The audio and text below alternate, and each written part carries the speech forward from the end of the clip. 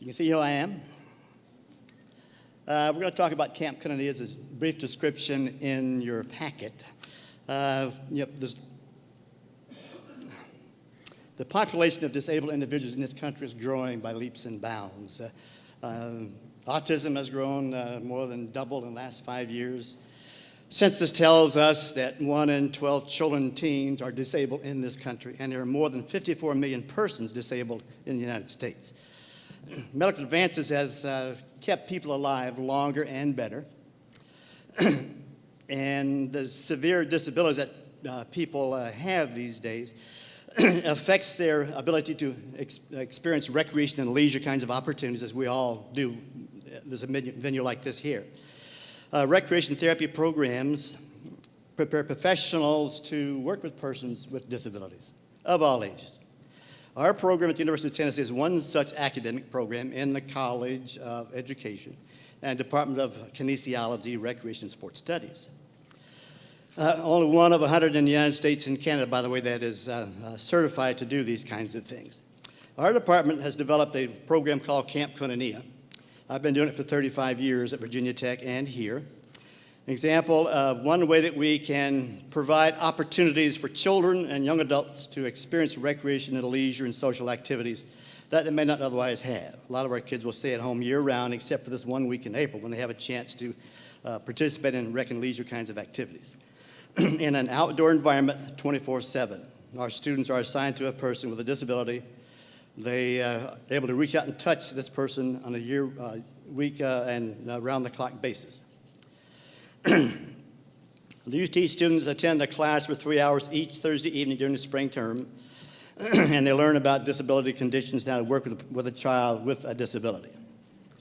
They must develop, as part of the program, a behavior management plan for their individual camper.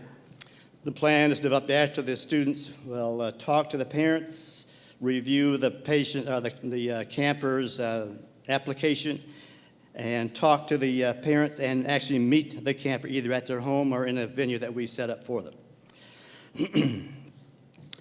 We're supposed to be working, and as we do in their plan, to work on at least 4 domains: the educational, the social, the mental, and the physical domains, so they can have progress during the course of the week. It's not just a fun week, although that's certainly fundamental, but it's also educational and therapeutic for the campers, and it's educational for our students in the class. The students conduct the various activities at camp. They also develop an activity lesson plan. We have 12 different groups of about 24 people, 12 campers and 12 university students, both sexes, all ages, and all ability levels. So they must develop activities that will suit all of these different individuals and have specific activity goals and objectives to work on for each individual camper in the program. Past year, we had 150 kids with disabilities and 210 UT students to do the program for a week. We always have a waiting list of both campers and students. Activities like horseback riding, canoeing, nature crafts, sports and games, sensory activities, the big skit night, shooting, target shooting, camper, and the big dance. The students are always positive and encourage the campers to set their goals high and work toward accomplishing these goals during the course of the week. Goals can be things that we might consider kind of simple, like maybe tying your shoes. As a matter of fact, one girl brought her boy cousin to camp about 10 years ago, and the goal for him was to tie his shoes during the course of the week. And the boy was 15 years of age. The parents put him in the Velcro shoes so they wouldn't have to deal with that issue. By the end of the week, John had learned to tie his shoes. Amazing. 15-year-old boy.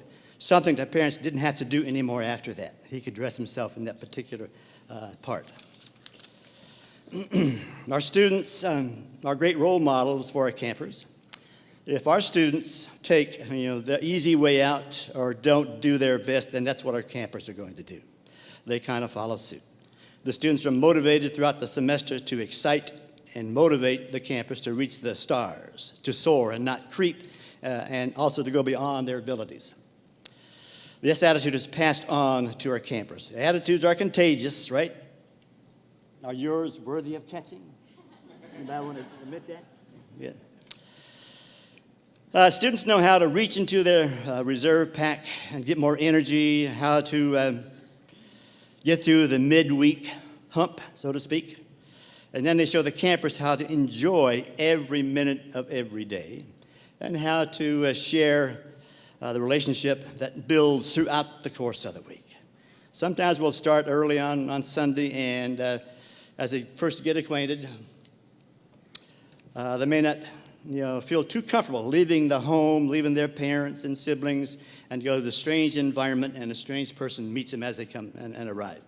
But we see during the course of the week, bonds develop. By the end of the week, when they leave, everybody is crying. Even the big macho men break down and cry when they have to leave their fellow that they've had with all week. What does Camp Koinonia mean? What does Koinonia mean? Well, it's a Greek word that comes from the Greek meaning caring community and fellowship. And this is what our students provide for our campers. They are between the ages of 8 and 22 and have all kinds of disabling conditions. All will have some kind of intellectual disability. About 30 or 35 will have some level of autism. Some will have cerebral palsy. Some will be vision impaired, hearing impaired. And we have a few that have all of the above at the same time. We have some children who must be on a ventilator around the clock. They will be able to ride the horses at camp, get in the canoes, get on adapted bicycles, and have the kind of experience that other people have without restrictions or limitations. So we pride ourselves on providing these kinds of activities for kids especially who have severe disabilities and don't get a chance to go out and do things that don't use that word, kids without restrictions can do. We're not quite sure what normal is, are we? We hope to help the campers and the children plan their activities and goals so that they can go beyond their limits. That's one way that we stretch our own abilities is to plan and go beyond what we think we can do. We don't place restrictions on it. We work on the fact that what can you do and not what you cannot do. So Koinonia is the place that we focus on providing opportunities for everybody and our kids with disabilities. It embodies the caring community concept and fellowship that we have, along with honor, respect, faith, optimism, hope, and confidence. These traits are the foundation of what Camp Koinonia is all about. And through this program, we're able to see them reach personal achievements in the course of the week and witnessed by our students, shared with their parents who are just amazed at sometimes what their child is able to do at the end of the week. Thank you.